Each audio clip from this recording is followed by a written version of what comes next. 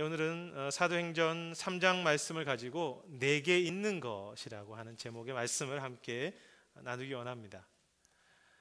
이재철 목사님이라는 분이 쓰신 책 중에 내게 있는 것이라고 하는 제목의 책에 보면 그 호주에서 목회하셨던 자신의 친구 이동규 목사님이 이사를 앞두고 쓰신 일기와 같은 시가 소개되어 있습니다.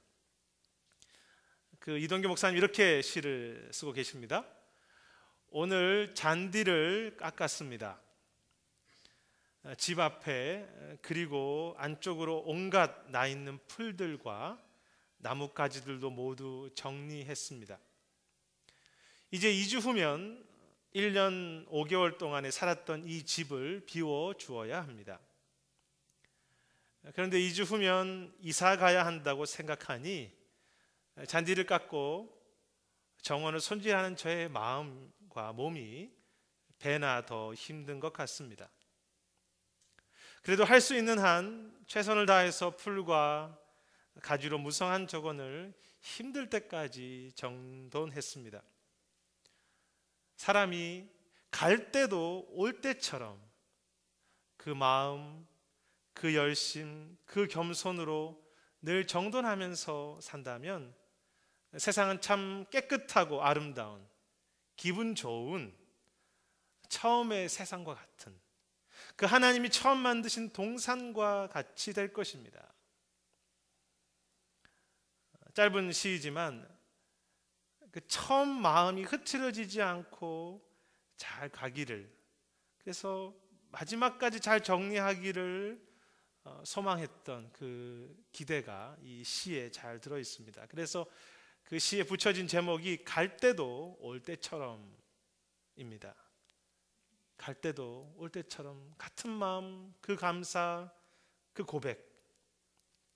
하나님의 목회자로서 혹은 사람으로서 어떤 시작할 때뿐만이 아니라 마지막까지 주님의 이름으로 최선을 다하기 원하며 변함없이 같은 마음으로 살고자 했던 한 목회자의 고백이겠죠. 우리는 2014년의 마지막 주일을 보내고 있습니다. 그리고 그만큼 우리의 인생의 시간도 한 해가 더 줄어든 것입니다. 그런데 우리는 처음 이 2014년을 시작했던 마음처럼, 아니 예수 그리스도를 처음 만나고 그분과 시작했던 그때처럼 오늘도 여전히 깨어 있으며 정돈되어 있으며 힘 있는 마음으로 살고 계십니까? 아니 처음보다 우리의 믿음과 삶이, 그 모습이 더 성숙하고 더 성장하셨습니까? 우리는 한 해의 마지막 베드로의 여러 번의 고백 중에서도 처음 가이사랴 빌립보에서 고백했던 같은 마음, 아니 더 깊어지고 더 견고해진 이 베드로의 그리스도에 대한 고백을 대하고 있습니다. 그리고 저는 오늘 이 베드로의 고백의 말씀이 단지 한 달의 베드로의 그 고백 설교의 결론만이 아니라 2014년 한 해 전체를 정리하는, 아니 우리 평생의 결론과 같은 말씀이 될 수 있다고 저는 생각합니다. 오늘 사도행전 3장은 베드로의 그 힘 있는 설교와 많은 역사가 있었던 그 사도행전 2장 바로 다음에 기록된 말씀이며, 이제 초대교회는 막 새롭게 시작하는 가운데 있었습니다. 그런데 본문에 보면 지도자 베드로와 요한이 성전에 기도하러 가던 중에 미문이라고 하는 성전문에서 날마다 구걸하는 사람을 만났다고 기록되어 있습니다. 그리고 그 사람은 날 때부터 걷지 못한 자였고 그 미문 성전문 앞에서 늘 구걸하던 자였죠. 실제 역사의 기록에 비하면 이 성전의 동편문을 니카노르 문이라고, 미문이라고 불렀는데 그 이유는 그 문이 금으로 만들어진 매우 아름답고 화려했기 때문이라고 했습니다. 이렇게 눈에 보이기에 화려한 금으로 장식된 아름다운 미문, 그리고 영적으로는 하나님의 임재와 영광을 상징하는 예루살렘 성전. 그런데 그것과 너무 대조적으로 그 안진뱅이, 장애인은 40년 동안 그 아름답고 영광스러운 성전 문 앞에서 늘 구걸을 하면서 살았으니 그의 삶이 참 모든 면에서 너무 가련한 삶이죠. 당시 신체 결함이 있는 사람은 성전에 들어갈 수 없었기 때문에 이 걷지 못하던 사람은 단지 육체적으로 고통스러운 뿐만이 아니라 사회적으로도 존경받지 못했을 것이고, 경제적으로 특히 영적으로도 정말 아무것도 가진 것이 없는 사람이었어요.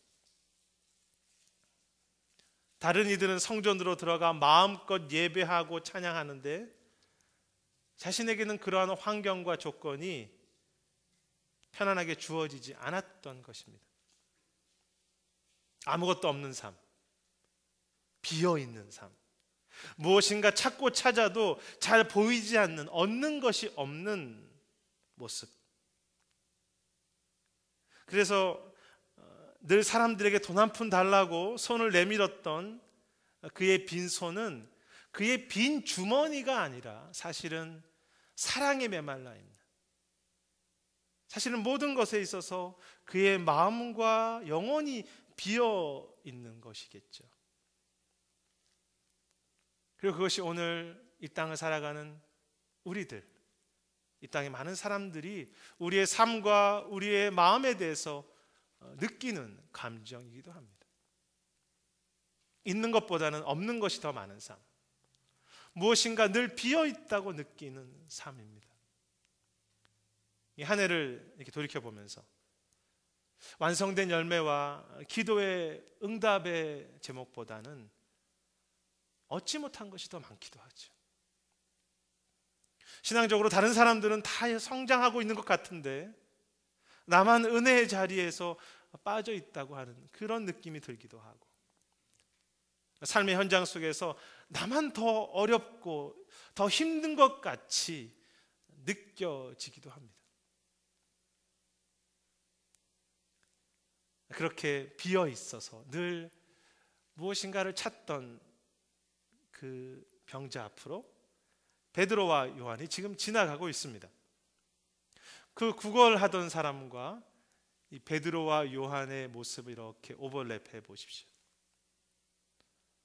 그런데 그 베드로의 삶을 이 구걸하는 사람과 비교해 봤을 때 이 세상의 관점에서 베드로는 정말 대단한 것을 많이 가지고 있었습니까? 물론 이 베드로는 바로 3장 앞장인 2장에서 큰 사역의 열매가 있었습니다. 그가 말씀을 전할 때 많은 이들이 회개했었죠.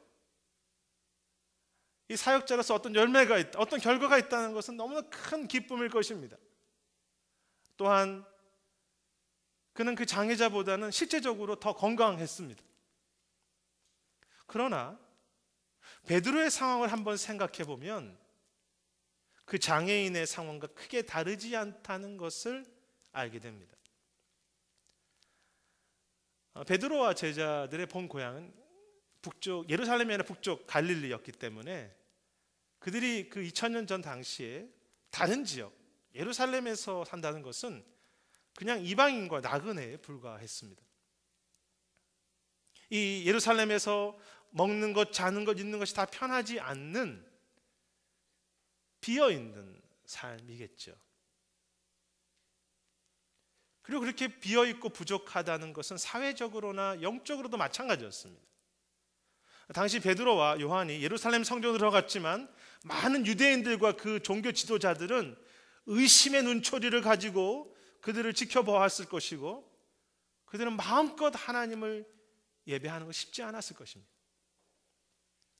그리고 결국 이 3장 다음에 4장에서 그들은 베드로는 감옥에 갇히지 않습니까?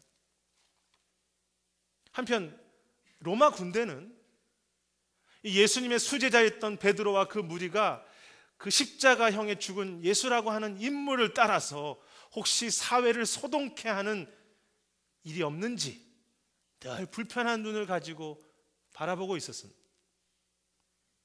결국 나중에 이 베드로는 그 로마라고 하는 곳에서 감옥에 갇히고 나중에 그곳에서 순교하지 않습니까?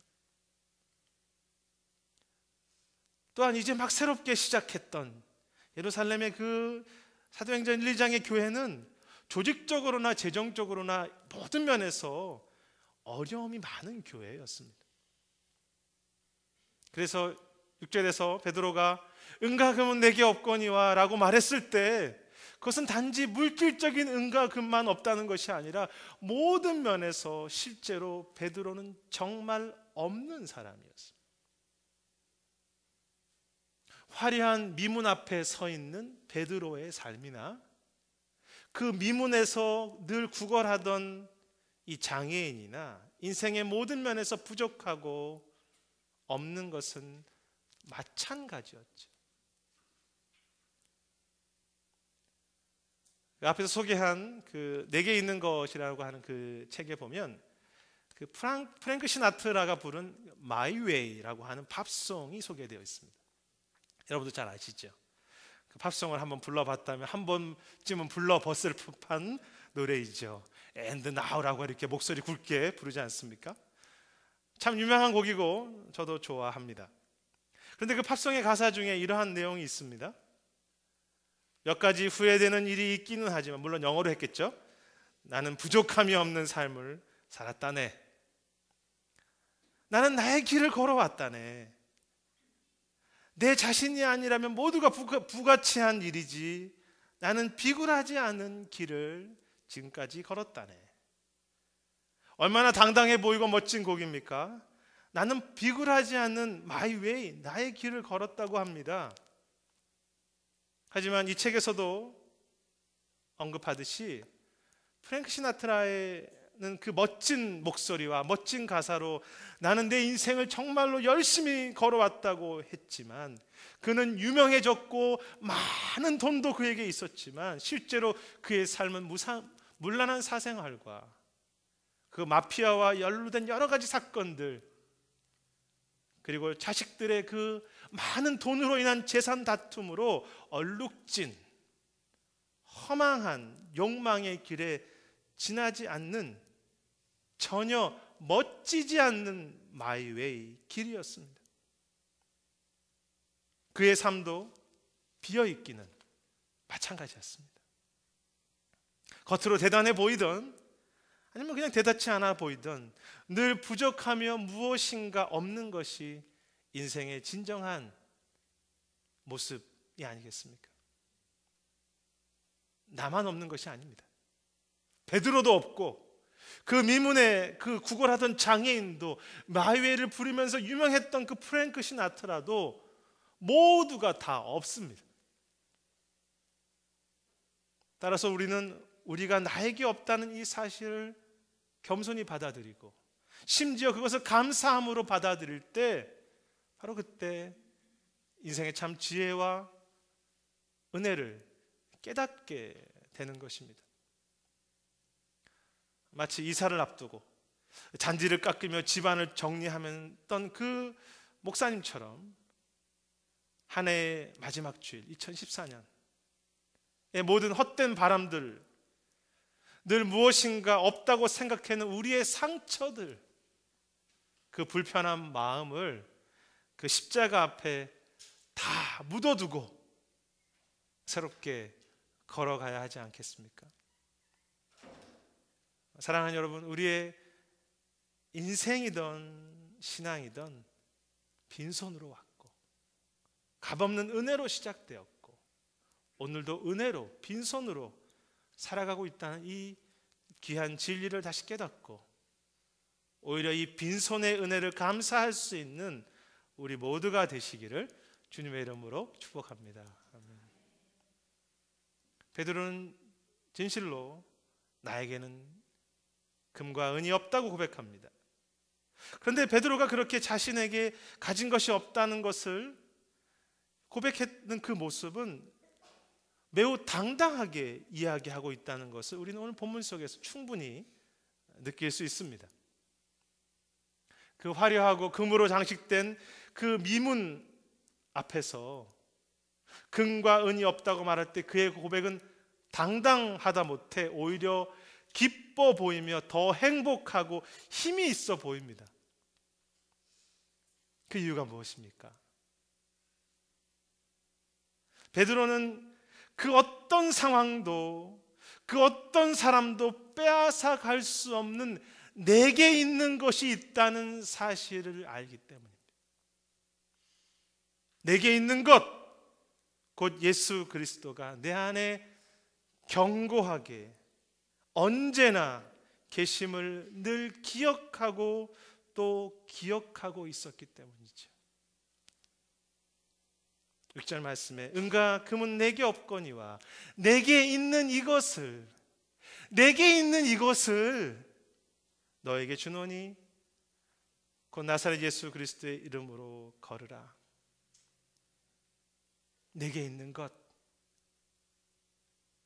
아무도 빼앗아 갈 수 없는 것, 변하지 않는 것, 바로 그리스도 예수이시죠. 베드로는 그것을 붙잡았습니다. 사실 이 사실을 모르는 그리스도인이 어디 있습니까? 그러나 정말 우리가 마음에 진실로 새기고 또 생각해보고 깊이 새겨야 할 사실은 내게 있는 것이 그리스도 예수라는 사실입니다. 베드로는 내가 금과 음은 없지만 그래도 내가 몇 천 명 앞에서 설교를 잘했던 사람이라고 그렇게 말하지 않았습니다. 베드로는 내가 은과 금은 없지만 그래도 내가 2장에 보면 내가 놀라운 성령 체험을 했으니 또 내가 이렇게 기도했을 때 응답이 있었으니 너는 일어서라고 말하지 않았습니다. 만약에 그게 그렇게 말했다면 언젠가 자신의 영적 체험이 식어지고 때로 사역의 열매가 없기도 하며 기도가 응답되지 않았을 때 그는 쉽게 낙심하며 식어지고 견고한 믿음이 아니라 늘 흔들리는 신앙으로 살았겠지요. 원래 우리처럼 이 베드로도 늘 흔들리지 않았습니까? 하지만 그는 점점 내게 있는 것을 붙잡는 삶으로 변화되어 갔습니다. 그는 점점 내 안에 그리스도로 사는 것이 무엇인지, 내게 있는 그리스도로 기도하고 살아가는 하루, 내게 있는 것으로 문제와 아픔과 고난을 이겨내는 법을 배워갔습니다.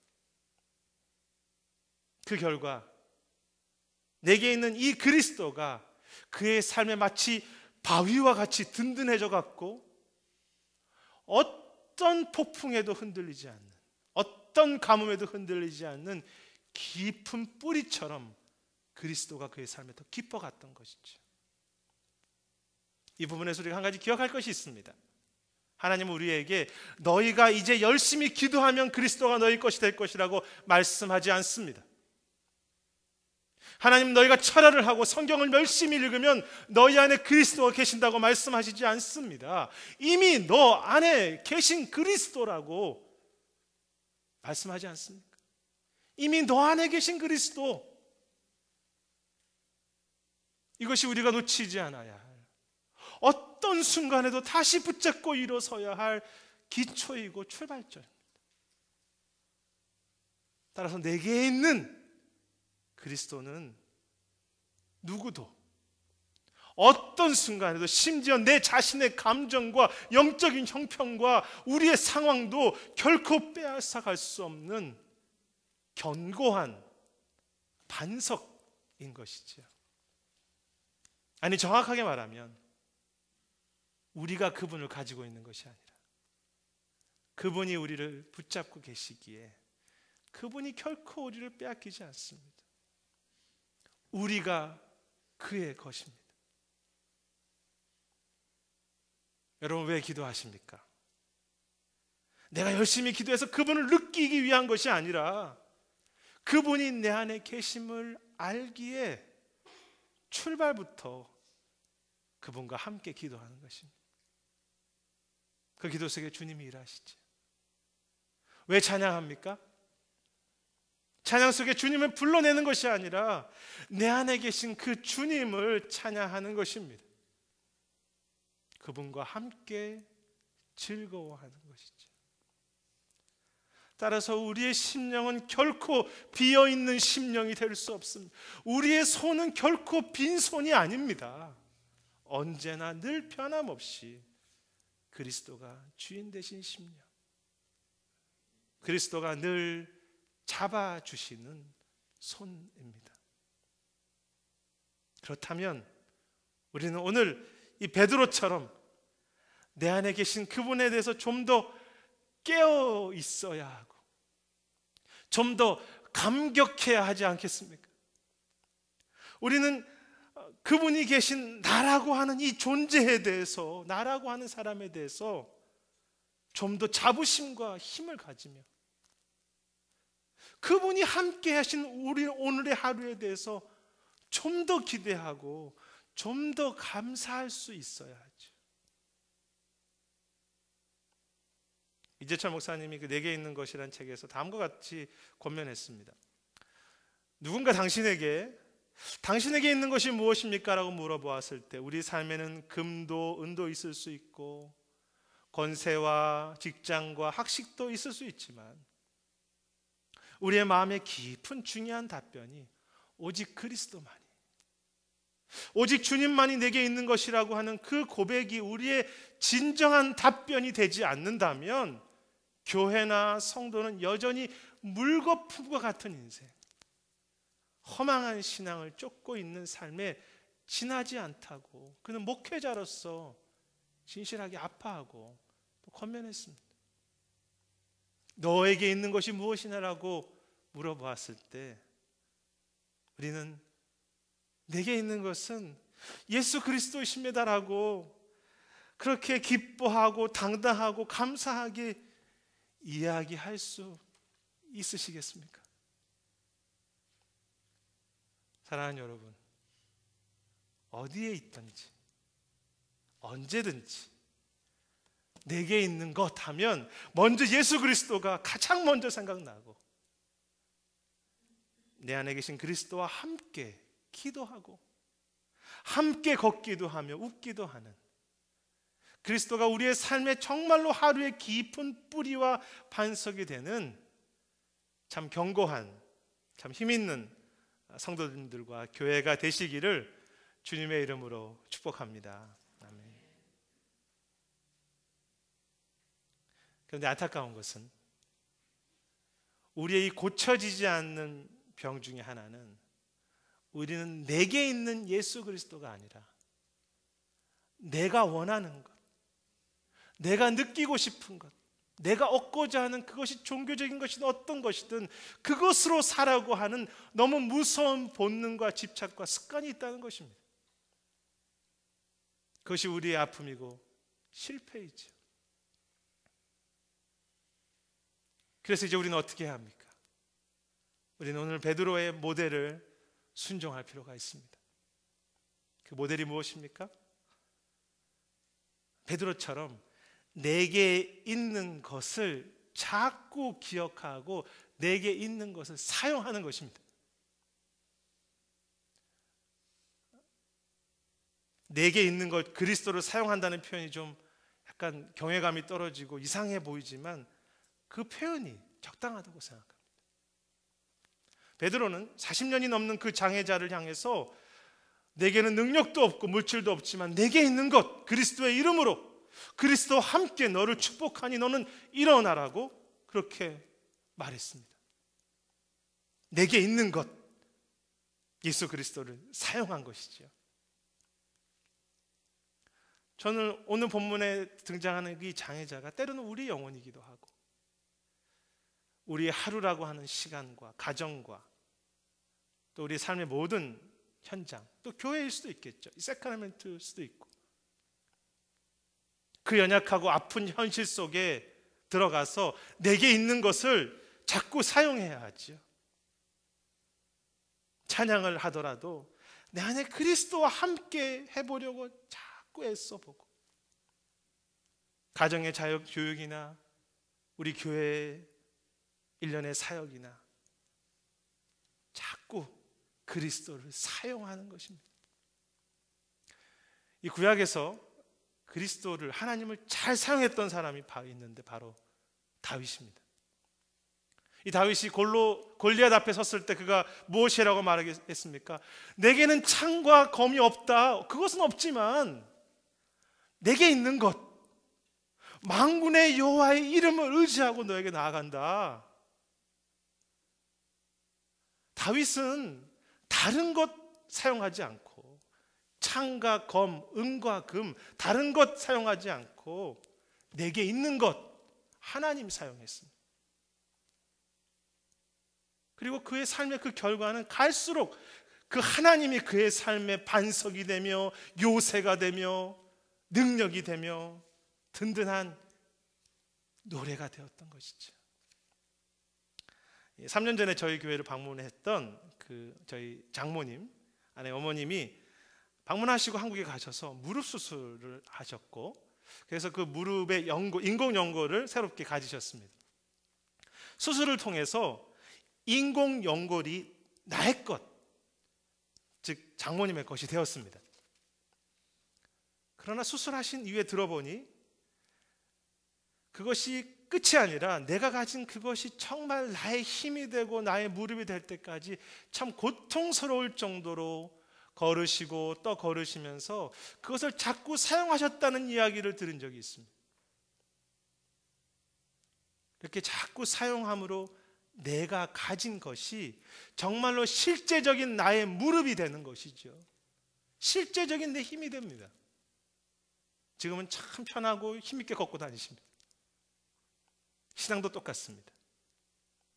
내게 계신 분이 분명 그리스도이지만 평생 그분을 사용하면서 기동해 보지 않고 정말 그분의 이름으로 사역과 섬김과 가정 생활을 해보지 않으면 늘 어색한 내 안에 그리스도일 뿐이고, 예수 그리스도 안에 산다고 하는 것이 늘 뜬구름 잡는 이야기처럼 때로는 그렇게 사는 것이 고통스럽다고까지 생각되는 것입니다.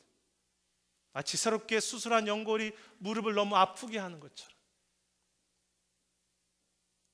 하지만 오늘 베드로처럼 부족하지만 또 그리스도 이름으로 기도해보고, 교회 건축도 우리 교회에 계신 그리스도를 통해서 그리스도로 해보려고 발버둥 쳐보고, 우리의 가정생활, 직장생활, 자녀교육을 자꾸 내게 있는 그분을 통해서, 내 안에 있는 그분과 함께, 내 안에 있는 그분 안에서 그분을 사용함으로 살아가려고 할 때, 그때 내 안에 있는 그리스도로 사는 진정한 신앙의 자유와 감격을 경험하며 마치 이렇게 새가 날아오르듯이 진정한 신앙의 즐거움과 어려움을 이겨갈 수 있는 신앙의 힘을 경험하는 것이죠.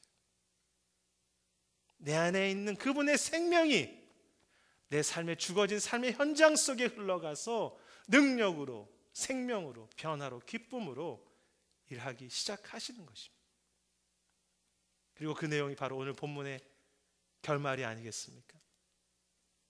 아시는 것처럼 8절과 9절에 그 장애인이 이제 뛰어서서 걸으며 성전으로 들어가 찬양하며 모든 백성들도 그 찬양을 보고 즐거워하고 하나님을 높이는 모습. 베드로가 그 연약한 자를 향해서 그리스도의 이름으로 나아갈 때 연약했던 그 사람이 일어났고 그는 성전으로 들어가서 자신만이 아니라 모두가 함께 춤추는 진정한 축제를 경험할 수 있었습니다. 그것은 베드로가 만든 기쁨과 춤이 아니라 그리스도가 만든 춤과 축제와 기쁨이지요. 예수 그리스도의 이름만 붙잡고 가는 것은 때로 너무 미련해 보이고 때로 너무 먼 것처럼 보이며 메마른 열매가 없는 빈손처럼 보이지만 그곳에는 잠시 있는 흥미와 기쁨과 비교할 수 없는 진정한 생명과 감격스러운 예배와 참된 그리스도의 감격이 그리스도를 품은 우리를 통해서 우리의 가정과 자녀를 세크라멘토와 다음 세대와 열방 속에 흘러가서 주님의 춤과 웃음과 그 기쁨이 이 땅에 임하게 하실 것입니다. 그래서 아무것도 없는 마지막 한 해이지만 내 안에 그리스도가 계시기 때문에 너무나 힘이 있는 당당한 한 해의 마지막, 또 우리의 평생이지요. 이 한 해의 마지막과 2015년의 새해를 그러한 믿음의 춤과 축복을 경험하는, 내 안에 있는 그리스도를 충성스럽게 사용하시는 우리 모두가 되시기를 주님의 이름으로 축복합니다. 아멘. 말씀을 정리하고자 합니다. 내게 있는 것 오직 예수 그리스도, 오직 하나님, 오직 성령님. 내게 있는 것의 책의 결론 부분에 한 역사학자의 진지한 고백이 다음과 같이 기록되어 있습니다. 역사학자가 이렇게 말했습니다. 로마라고 하는 그 거대한 무서운 제국 속에서 어떻게 기독교는 온전히 살아남을 수 있었으며, 어떻게 그 로마에 있는 수많은 민족들과 로마의 정치와 문화와 경제까지도 기독교의 이름 앞에 새로워지고 그들을 기독교 안으로 들어올 수 있게 했는가? 연약한 교회의 힘의 원천이 무엇이었으며, 촌스러운 그 나사렛 사람들, 그 초대 교인들과 교회 속의 힘을 계속 제공해 주는 것은 무엇이었는가? 그는 이 질문에 대해 다음과 같이 대답합니다. 내 자신이 로마 역사를 세심하게 살펴보고 정직하고 정밀하게 연구해본 그 결과 오직 한 가지 대답밖에는 얻을 수 없었는데, 그것은 그 모든 역사 속에는 그 얻은 유일한 한 가지 대답은 바로 예수 그리스도라고 그는 명확하게 그렇게 이야기했습니다. 교회에 가진 것은, 성도가 가진 것은 그리스도밖에 없습니다. 초대교회 속에, 촌스러운 베드로와 예수님 속에, 유대의 그 작은 랍비 그 바울 속에, 화려한 가이사라 빌립보, 디베랴 바다, 세계에서 가장 강력했던 로마 제국, 그렇게 화려한 금으로 장식된 미문을 이길 만한 그 무엇이 우리에게 있습니까? 우리와 같이 그들에게도 아무것도 없는 빈손이었습니다. 그러나 천지를 지으신 하나님께서 이 땅에 오셔서 나의 구주가 되어주시고, 그분이 피를 몇천 번씩 흘려가면서도 끝까지 내 안에 거하시며 나를 붙잡고 계신다고 하는, 내 안에 계시다고 하는 그 믿음을 가진 그 촌스럽고 부족했던 작은 그리스도인들을 통해서, 겉으로는 금과 은으로 화려하게 장식되어 있고 세계 가장 강력한 나라라고 했던 그 로마의 역사의 곳곳에 그리스도의 생명이 흘러들어가 로마 전체를 그리스도의 나라로 바꾸어 놓았던 것이죠. 그리고 바로 그 역사의 주인공이신 그리스도께서 피와 눈물로 내 안에 계십니다. 그 역사의 주인공이 나의 것입니다.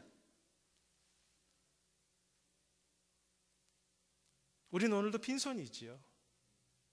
음도 금도 때로는 영적인 체험도 내게 없습니다.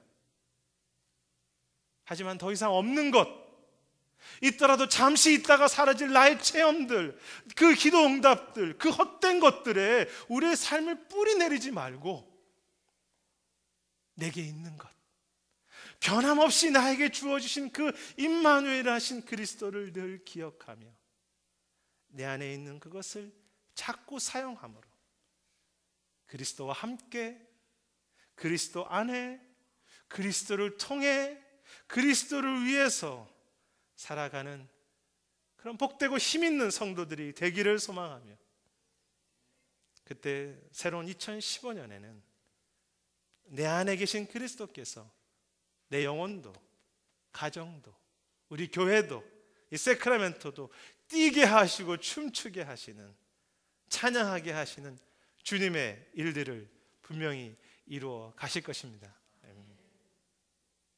그렇게 그리스도가 없는 마이 웨이가